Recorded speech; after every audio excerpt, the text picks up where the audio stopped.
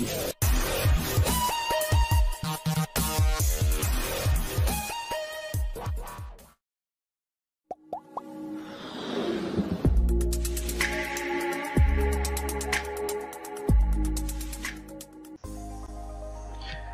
assalamualaikum warahmatullahi wabarakatuh.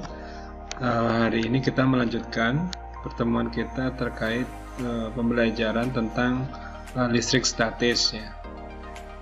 Pada pertemuan sebelumnya atau pada video sebelumnya kita sudah pelajari itu apa itu muatan listrik, kemudian apa itu hukum Coulomb, dilanjutkan kemudian apa itu medan listrik. Nah, pada pembahasan tentang medan listrik kita sudah mengkaji bagaimana kita menguji keberadaan sebuah muatan atau medan listrik sebuah muatan dengan menggunakan muatan uji. Nah, di situ kita dapat garis gaya dari sebuah muatan positif itu menuju keluar, sedangkan garis gaya pada muatan negatif itu menuju ke dalam. Nah, pada kesempatan kali ini kita akan pelajari itu apa itu flux listrik. Mari kita lihat. Nah, flux listrik ya. Flux listrik sendiri diartikan sebagai garis gaya listrik. Garis gaya listrik yang dihasilkan oleh sebuah muatan listrik.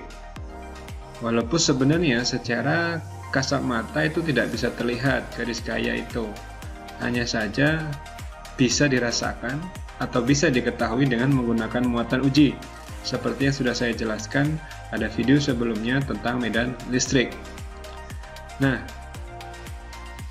di sini garis gaya itu mampu menembus sebuah bidang permukaan. Nah, kumpulan garis gaya yang menembus sebuah bidang permukaan inilah yang disebut dengan flux listrik. Nah, flux listrik itu sendiri dalam ilmu fisika disimbolkan dengan simbol P yang dirumuskan dengan E dikalikan A. E itu apa ya? E adalah medan listrik, ya kan? Nah, ini adalah medan listrik dikalikan dengan A.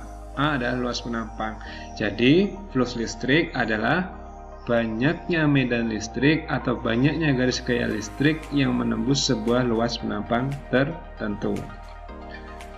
Kemudian, bagaimana jika bidangnya itu berbentuk miring? Nah, ini contohnya seperti ini. Nah, jika bentuk-bentuk bidang miring, maka tetap flux listrik selalu tegak lurus terhadap bidangnya. Dan ingat bahwa bidang yang dimaksud adalah bidang yang homogen. Nah, maka bentuknya adalah tegak lurus terhadap bidangnya. Proyeksi tegak lurus medan listrik E pada sebuah bidang yang miring ditunjukkan pada seperti gambar di berikut ini.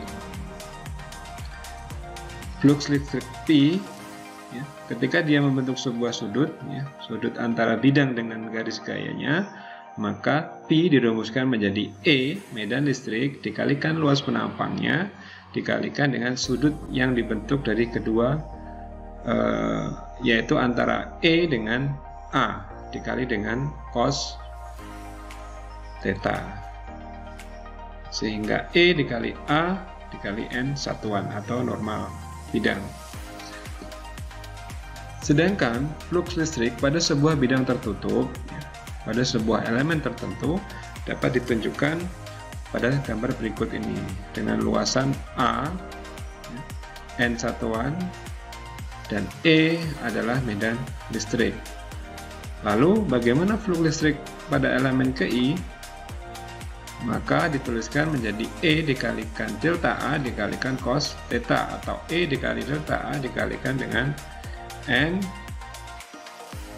Nah, kita ambil di sini adalah bagian sampel saja dari seluruh bidang tertutup ini. Maka untuk menghitung seluruh bidang bagaimana?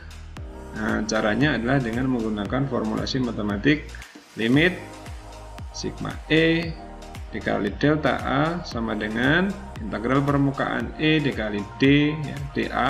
dA adalah cuplikan atau sampel tadi yang kita ambil dari sebuah bidang tertutup ini. maka besarnya flux listrik untuk bidang tertutup dapat dituliskan menjadi integral tertutup E dikalikan dengan dA.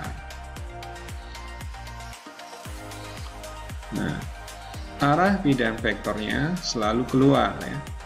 Di sini digambarkan cukup jelas bahwa ini adalah flux listrik, kemudian ini adalah arah bidangnya, di mana ini adalah contoh bidang yang berbentuk tidak beraturan.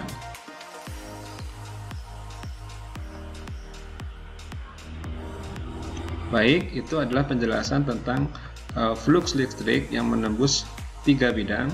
Bidang yang pertama adalah bidang yang rata, kemudian yang kedua adalah miring, kemudian yang ketiga adalah luasan tertutup berbentuk bola, kemudian yang terakhir adalah bidang yang berbentuk ruang yang tidak beraturan. Oke, itu penjelasan dari saya. Terima kasih, semoga bermanfaat.